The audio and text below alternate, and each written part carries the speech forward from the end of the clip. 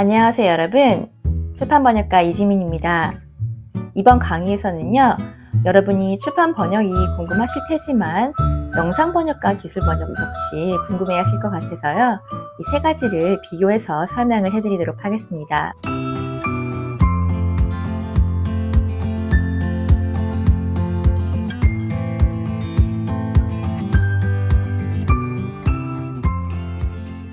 우선 출판 번역은요, 여러분 다 알다시피 책을 번역하는 일이에요.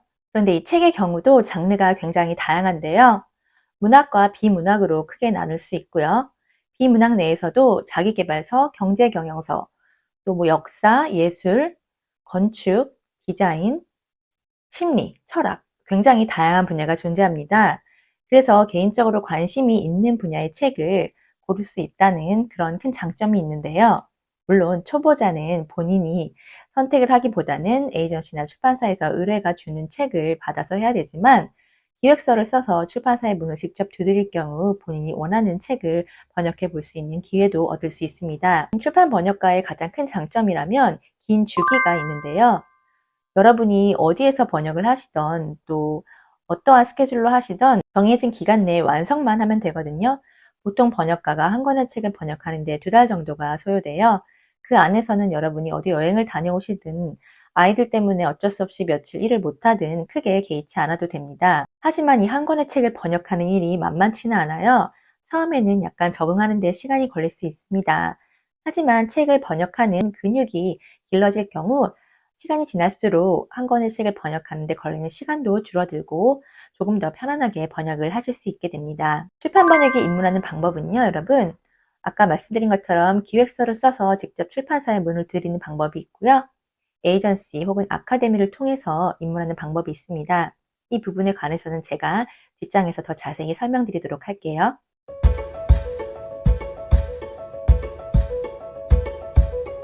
다음으로 영상 번역을 살펴볼게요. 영상 번역하면 흔히들 영화 자막을 먼저 떠올리시는데요. 사실 영화 자막 번역을 하는 번역가의 수는 그렇게 많지 않습니다. 다큐멘터리 혹은 여러분 많이 보시는 넷플릭스 같은 데 있는 드라마 번역, 이런 것들도 많이 번역가들이 하는데요. 영상 번역의 가장 큰 특징은 단어 수 제약이 있는데요. 왜냐하면 시청자가 볼 때 너무 글자가 많을 경우 한 번에 보기 부담스러울 수 있잖아요. 그래서 번역가가 이걸 알아서 끊어서 조절을 해야 되는데, 이 과정을 스파팅이라고 부릅니다. 저 같은 경우는 이 과정이 상당히 부담스러웠어요. 정해진 글자 수 내에서 딱 번역을 해야 되기 때문에 좀 답답한 느낌이 들었는데, 나름의 재미가 있는 부분이기도 하지요. 영상 번역가로 입문하시려면요, 여러분이 뭐 영화제 번역 같은 거를 시도를 해보실 수도 있어요. 그러한 방법을 통해 입문하실 수도 있고, 보통 에이전시를 통해 일을 많이 하세요. 그리고 영상 번역 같은 경우는 주기가 굉장히 짧아요. 뭐 2주나 짧으면 1주 내에도 40분짜리 드라마 한 편을 완성을 해야 되는데요. 그렇기 때문에 이 부분에 있어서도 크게 부담을 느끼지 않는 사람이 영상 번역에 적합하다고 할 수 있습니다. 평소에 미드라면 정말 시간 가는 줄 모르고 본다 본인이 그거 볼 때마다 나도 저거 번역할 수 있을 것 같은데, 이런 생각을 평소에 하셨던 분이라면 한번 도전해 보면 좋겠죠?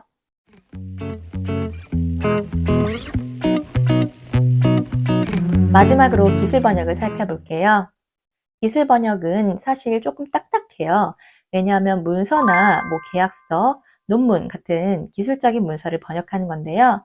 이 외에도 특허 번역, 의료 번역, 법률 번역 등 굉장히 전문적인 분야의 번역도 기술 번역에 속해요. 여러분이 처음에 이 기술 번역에 진입하실 때에는 이런 전문적인 분야보다는 제너럴한 분야에서 일을 하시게 될 거예요. 그러다가 나는 조금 더 고수입을 내고 싶다, 나는 전문 분야를 확실히 잡고 싶다, 이러실 경우에는 뭐 특허 번역 이런 부분을 조금 더 공부를 하셔서 그런 관련 문서만 받아서 일을 하시는 방법도 있고요.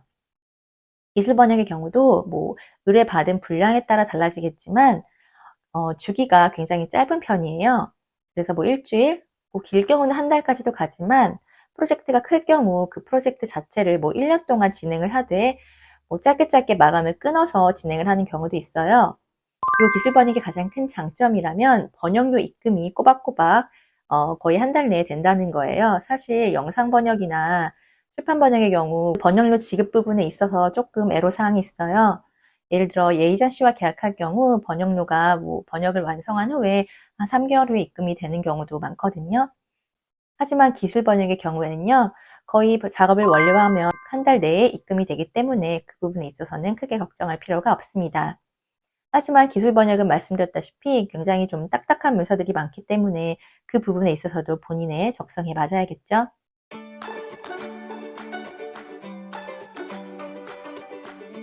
이상으로 3가지 번역을 제가 설명을 드렸는데요.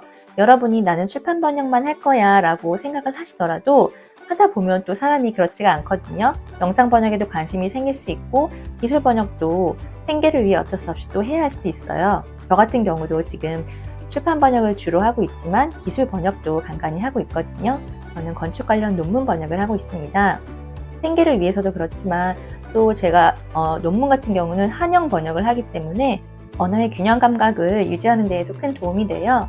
여러분도요, 일단은 출판 번역을 목표로 하되 조금 더 넓게 보시고 공부를 하셨으면 좋겠습니다. 그럼 다음 강의에서 만나요.